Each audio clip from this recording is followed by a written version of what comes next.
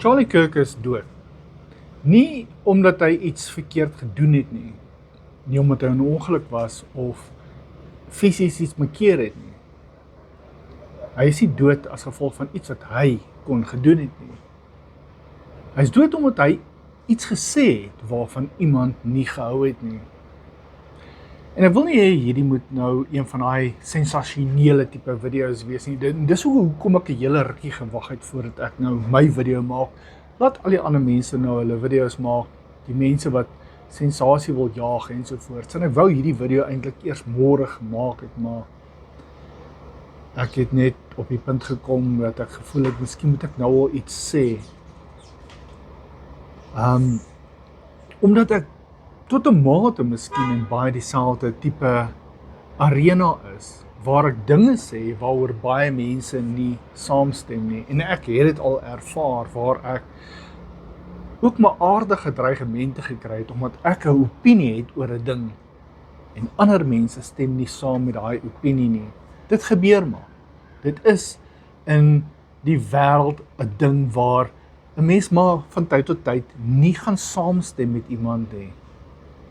Maar stry en om op die vlak te kom waar jy besluit dat jy iemand se lewe gaan neem, net omdat jy nie met hulle saamstem nie.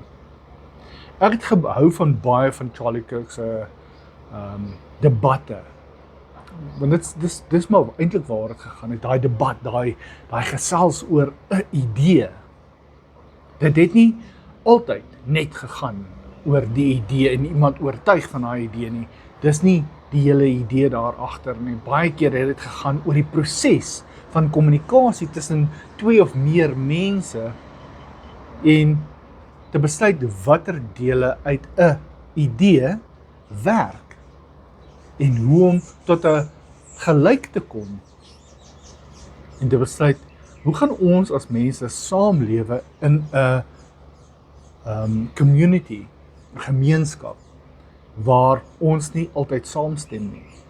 Ek het met baie van Charlie Kirk se idees en goed nie saamgestem nie, maar daar is baie van sy goed waarmee ek wel saamgestem het.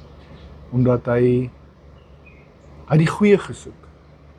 Hy is 'n goeie mens gewees.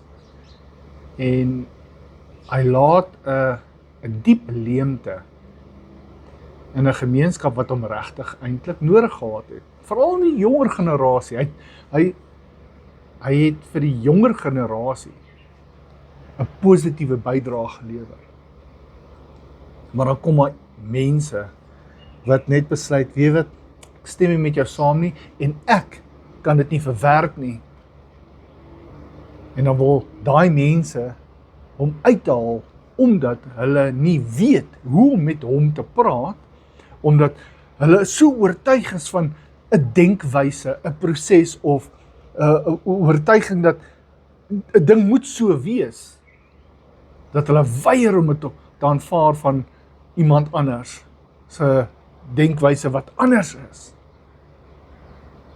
En dan kom hy en hy gaan nou sê, weet wat, ek gaan jou stem stil maak, nie met my stem nie, soos ons eintlik moet maak met mekaar, weet ons gebruik ons stemme om ons idees uit te ruil, maar ek gaan 'n fisiese ding gebruik om jou stem stil te maak, omdat ek 'n lafaard is, omdat ek het nie 'n ander manier nie, ek het nie die denkvermoë om met jou te kommunikeer, om op daai vlak te kom, dat ons besluit, weet wat, ek stem nie met jou saam nie, maar kan respekteer dat jy dink soos wat jy dink en daarvoor gaan ek opstaan, ek gaan myself wegskuif van die tafel af en ek gaan sê, weet wat, gaan voort, dink soos jy wil dink, ek kan nie met jou saamstem verder nie, ek dink nie op dieselfde manier nie, ons het ons gepraat en now walk away.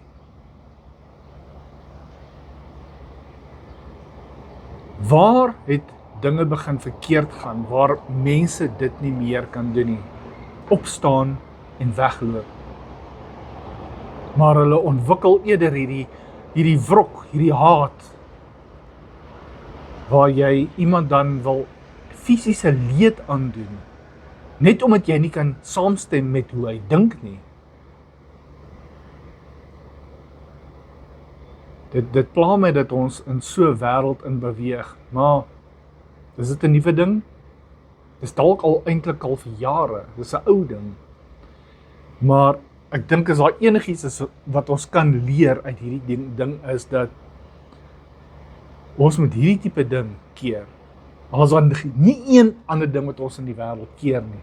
Moet ons hierdie ding keer waar ons iemand fisiese leed wil aandoen, net omdat ons nie met hulle saamstem nie. Ons moet meer leer. En weet, kinders leer dit op skool tog. Hierdie debat. Dis waar debat op skool gaan. Leer om te kommunikeer met mekaar. Leer om, weet jy, redenaars, kompetisies en goeters. Ons moet meer van daai goed doen. Dit hoef nie ernstige sake te wees nie, maar net dat jong mense en mense oor die algemeen, sodat wanneer jy ouer is en groter is, dat waar jy belangrike lewensbesluite moet neem,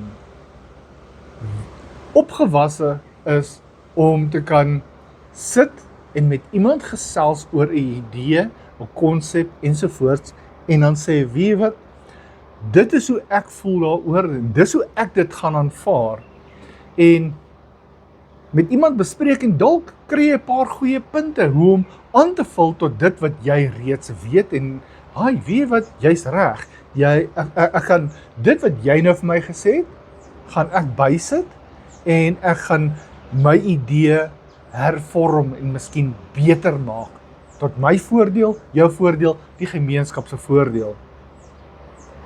Die res, waarmee ek nie saamstem met jou nie, sny dit af en sê, goed, tot hiernatoe, nie verder, skuif jouself weg van die tafel af, staan op en loop weg.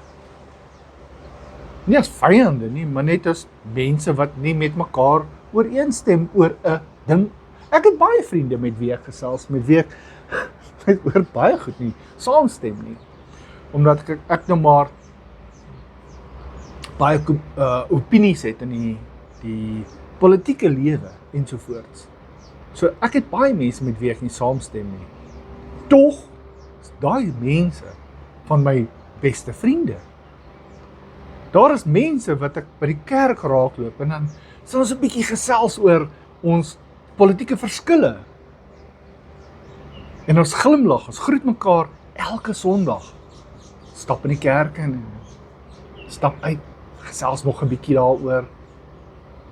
Maar ek het nog nooit die gevoel gehad dat ek iemand wil fisiese leed aandoen, net omdat hy nie met my saamstem nie. Dit is waar hierdie probleem inkom. Ek dink, daar's te min mense wat, en ek wil niks wegvat van Charlie Kirk af nie. As mens is hy 'n juweel van 'n mens gewees, omdat hy, dit wat hy gedoen het, sy debatvoering, was ongelooflik. En ek het baie by hom geleer, maar ek seker baie ander mense het ook baie by hom geleer. So ek wil nie enigiets wegvat van die mense af nie.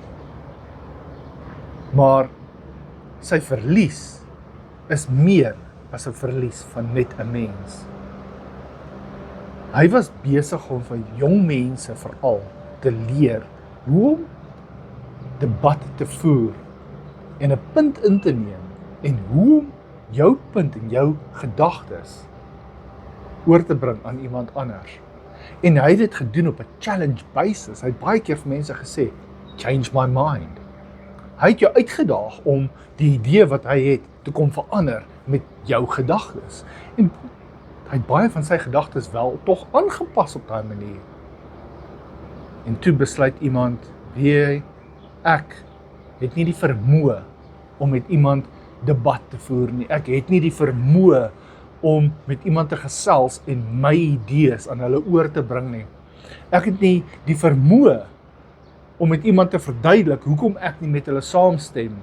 En ek het nie die vermoë om myself af te sny van hulle denkwyse nie.